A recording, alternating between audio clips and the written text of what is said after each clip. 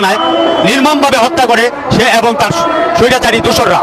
তাই আমরা আজকে জাগবার পক্ষ থেকে মিছিল সহকারে সেই দিনটিকে স্মরণ রাখার জন্য আমরা আজকে তার প্রকৃতি জেলখানা বন্দি অবস্থায় তাকে আমরা মিছিল সহকারে টেপা হাউসের এখান থেকে আমরা জাতীয় প্রেস ক্লাবে আমরা আজকে মিছিল সহকারে এখানে উপস্থিত হই। রাজধানীর শোভাযাত্রায় খাঁচায় বন্দি অবস্থায় প্রতীকী শেখ হাসিনাকে প্রদর্শন করেছেন বিএনপি নেতাকর্মীরা। প্রিয় দর্শক, একজন মানুষকে কতটুকু ঘৃণা করলে, এমনকি কতটুকু নিন্দা করলে, একজন মানুষের প্রতি কতটুকু ক্রোধ থাকলে এমন কাজটি হতে পারে। প্রিয় দর্শক, যেখানে সাবেক প্রধানমন্ত্রী শেখ হাসিনা দেশ ছেড়ে চলে গেলেও তাকে নিয়ে ইতিমধ্যে একটি প্রকৃতি বানিয়ে তাকে জেলখানায় আবদ্ধ করেছে, এমনকি সেই বিষয়টি মিডিয়ার সামনে প্রকাশ করছে, সেই বিষয়টিকে নিন্দা প্রকাশ করছে, এমনকি এই প্রতিচ্ছবিকে, এই প্রকৃতিকে মানুষ ঢিল ছুঁড়ছে, বিভিন্নভাবে অপমান করছে। অর্থাৎ সাবেক প্রধানমন্ত্রী শেখ হাসিনা দেশ ছেড়ে পালিয়ে গেছে, সে যে পরিমাণ অপরাধ করেছে, মানুষকে নির্যাতন, গুম, খুন, হত্যা, এই সমস্ত বিষয়ের কারণে সে যদি দেশে থাকতো এতদিন সে কারাগারে থাকতো। আর সে কারাগারে তাকে না দেওয়া দিতে না পারার কারণে কিন্তু দেশের জনগণ, এমনকি অন্যান্য বিরোধী দল, তারা এই কাজটি করেছে।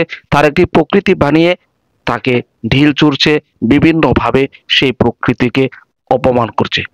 ভিডিওর শুরুতে কিছুটা দেখেছেন, বিস্তারিত তথ্যগুলো তুলে ধরবো এই ভিডিওতে একের পর এক। তাই প্রিয় দর্শক, ভিডিওটি খুবই গুরুত্বপূর্ণ, না টেনে শেষ পর্যন্ত দেখবেন। ছোট্ট আরেকটি রিকোয়েস্ট করি, আপনি নতুন হয়ে থাকলে আমাদের এই চ্যানেলটিকে সাবস্ক্রাইব করে পাশে থাকা বেল বাটনটি অন করে দিবেন। প্রিয় দর্শক, চলুন তাহলে কথা না বাড়িয়ে ভিডিওর মূল পর্বে চলে যায়। পিলখানায় নির্মমভাবে হত্যা করে সে এবং তার স্বৈরাচারী দোসররা। তাই আমরা আজকে জাগবার পক্ষ থেকে মিছিল সহকারে সেই দিনটিকে স্মরণ রাখার জন্য আমরা আজকে তার প্রকৃতি জেলখানা বন্দি অবস্থায় তাকে আমরা মিছিল সহকারে টেপা হাউসের এখান থেকে আমরা জাতীয় প্রেস ক্লাবে আমরা আজকে মিছিল সহকারে এখানে উপস্থিত হই এবং তার প্রকৃতি দেখার জন্য তাকে আমরা জনসম্মুখে, যে তিনি একজন ফ্যাসিস্ট সরকার ছিলেন এবং একজন খুনি, বাংলাদেশের 57 জন বীর যোদ্ধা সেনা অফিসারদেরকে যেভাবে নৃশংসভাবে হত্যা করেছিল তারই একটি ফলক উন্মোচন এখানে দেখানো হয়েছে। কারণ এই সেনা অফিসাররা আমাদের দেশের একটা গর্ব ছিল, তাদেরকে যারা ভারতের আগ্রাসনের বিপক্ষে যারা কথা বলেছিলেন তাদেরকে নির্মমভাবে হত্যা করেছে।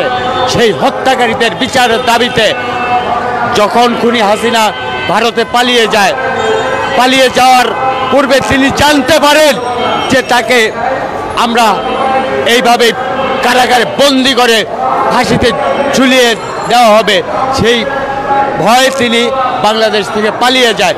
দেশ জুড়ে তোলপাড় ওয়ালটন ফ্রিজ কিনে আপনিও হয়ে যেতে পারেন মিলেনিয়ার।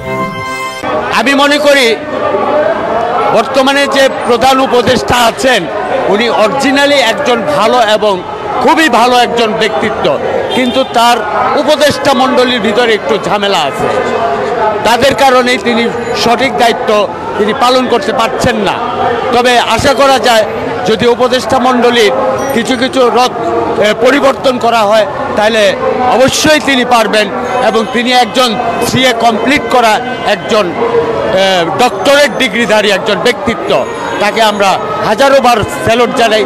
তিনি অবশ্যই পারবেন এবং তার প্রতি আমাদের গভীর শ্রদ্ধা এবং সম্মান সবসময় থাকবে। এবং আমি এটা মনে করি যেভাবে প্রকৃতি দেখানো হয়েছে খুনি হাসিনার, ঠিক পরবর্তীতে তিনি সেটা পারবেন। ভারত থেকে ইন্টারপোলের মাধ্যমে এই খুনি হাসিনাকে আমাদের দেশে কারাগারে বন্দি করে আইনের বিচারের আওতায় এনে তিনি তাকে বিচার করতে পারবেন।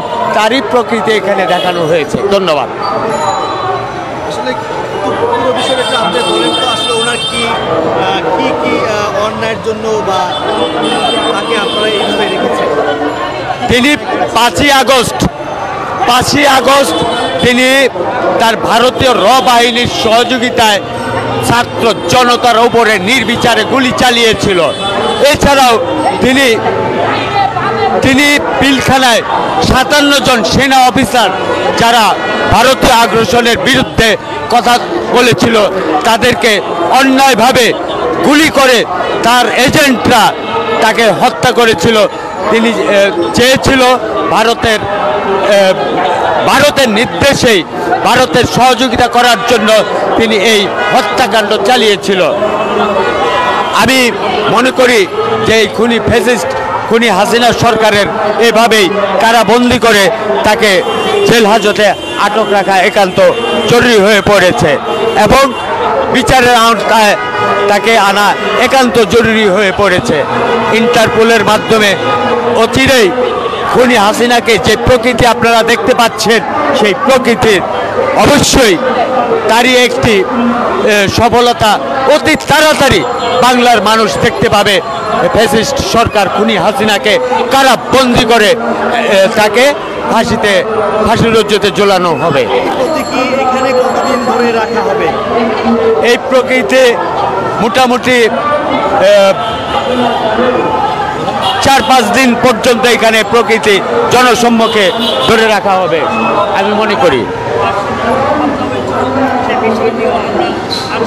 দর্শক, এই মুহূর্তে আছি জাতীয় প্রেস ক্লাবে। আপনারা দেখতে পাচ্ছেন এই মুহূর্তে শেখ হাসিনার যে ছবি রয়েছে বা প্রতীকী রয়েছে, এখানে আমরা দেখতে পাচ্ছি তাকে একটি জেলখানা সাজিয়েছেন এবং সেই জেলখানা কিন্তু তাকে রেখেছেন।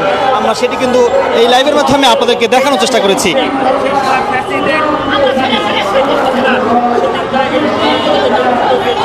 প্রিয় দর্শক, আশা করি সম্পূর্ণ ভিডিওটি দেখলেন। ভিডিও থেকে অবশ্যই বুঝতে পেরেছেন চলমান পরিস্থিতিতে একদিকে যেমন ডক্টর ইউনূস এমনকি অন্যান্য উপদেষ্টারা বিপদের মধ্যে রয়েছে। বিশেষ করে স্বরাষ্ট্রমন্ত্রীর কথা না বললে নয়। আপনারা জানেন যে তাকে পদত্যাগ করার জন্য দেশের জনগণ ইতিমধ্যে খেপে গিয়েছে, বিভিন্ন রাজনৈতিক দল পর্যন্ত। অপরদিকে রয়েছে বর্তমান বাংলাদেশের রাজনৈতিক পরিস্থিতিকে কেন্দ্র করে সাবেক প্রধানমন্ত্রী শেখ হাসিনাকে নিয়ে বিভিন্ন প্রশ্ন। এত কিছুর পরও সাবেক প্রধানমন্ত্রী শেখ হাসিনা বাংলাদেশে আসবে এমন কিছু বক্তব্য এখনো পর্যন্ত শোনা যায়, যেখানে প্রায় সময় তিনি কল রেকর্ডে একই কথা বলেন। এমনকি আওয়ামী লীগের কিছু এমপি মন্ত্রীরা এই কথাই বলেন। প্রিয় দর্শক, সাবেক প্রধানমন্ত্রী শেখ হাসিনা যদি বাংলাদেশে আসে, যেভাবে বাংলাদেশের মানুষ তার প্রকৃতি বানিয়ে সেই প্রকৃতিকে অপমান করছে, তাহলে দেশে আসলে তাকে কি পরিমাণ নির্যাতন করতে পারে, এমনকি কি শাস্তি দিতে পারে, এই বিষয়গুলো অনুভব করবেন। এমনকি আপনার স্থান থেকে এই বিষয়ে কোনো মতামত থাকলে অবশ্যই আপনার মতামতগুলো কমেন্টে জানিয়ে দিবেন।